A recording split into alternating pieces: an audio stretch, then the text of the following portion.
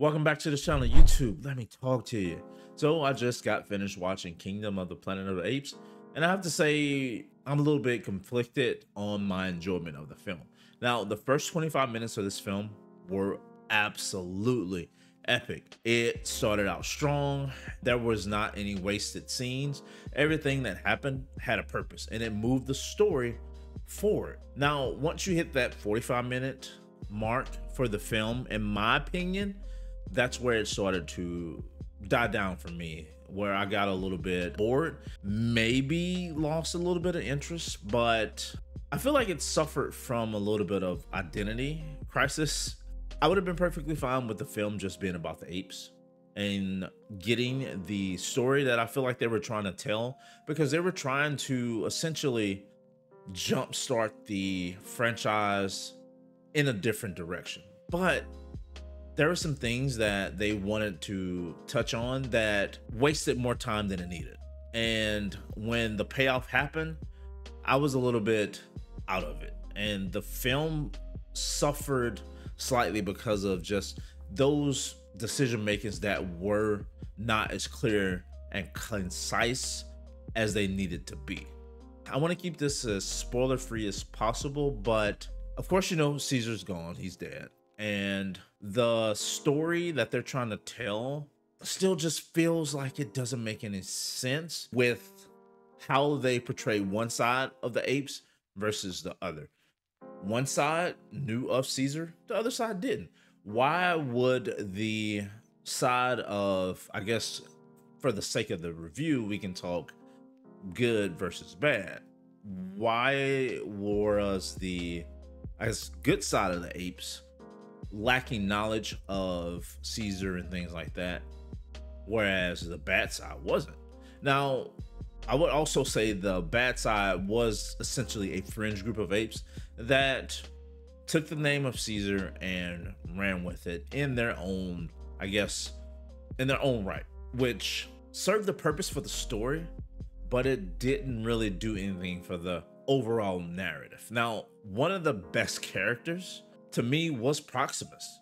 Well acted. Well, I mean, I guess you could say voice acted, but well acted. You know, the line delivery was strong. Everything that he was saying felt believable. And one thing that I do like with this film is the use of the heavy bass when the apes moved, when they jumped off of things. It was a lot of thud and oomph in the way that they talked, moved, and the way they fought.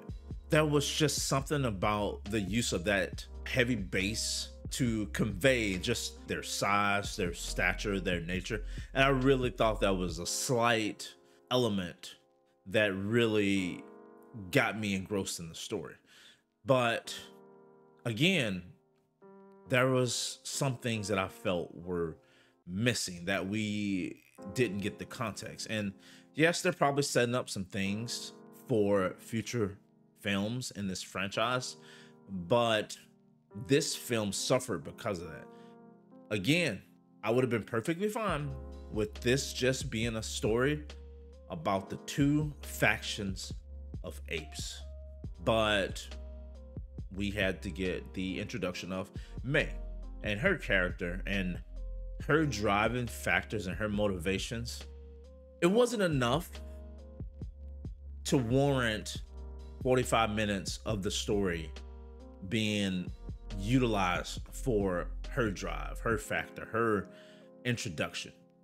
And it took away from some of the things that I feel like they could have built upon in the film itself. William H. Macy, his character was also useless, other than to serve just another character with the human element to exposition dump, essentially. Again, this was a decision that I feel like wasn't needed in the film that still drug it down.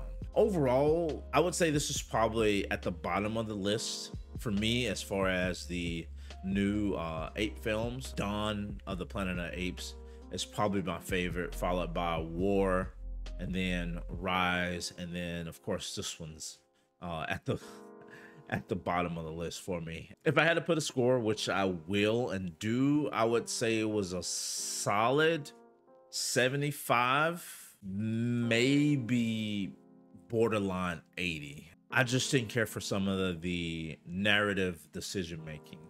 May as a character was not very interesting, nor was she complex.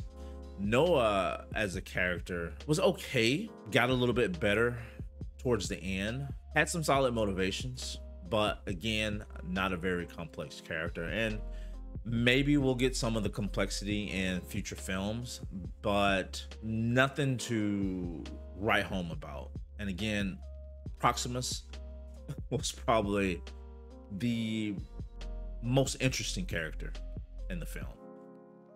So 75, maybe even 80 is where I'm sitting at. I like to see what Wes Ball does with these going forward, assuming that he continues to take the reins from Matt Reeves. And I know Matt Reeves is working on the Batman too, so he's got other projects. The tone of the film definitely felt different, and the direction that they were going felt different. The artistic nature that Wes has versus Matt felt different. The visuals still were just as appealing as any of the other Planet of the Apes film. And like I said, that one element that he brought with just the sound to add to the apes just presence, it was so good. And that is something that I can appreciate, the subtletiness of certain things like that. And overall, like I said, 75, 80. Definitely, if you enjoyed the other three, you're probably gonna enjoy this one. Not the best, but still not a terrible film. And probably with the nonsensical crap that we have gotten out of Hollywood this year so far, this is some of the better stuff that we've got. So with that said, my name's Lincoln. This has been an RPG show. Until next time, guys, like, comment, sub, and I'm out. Peace.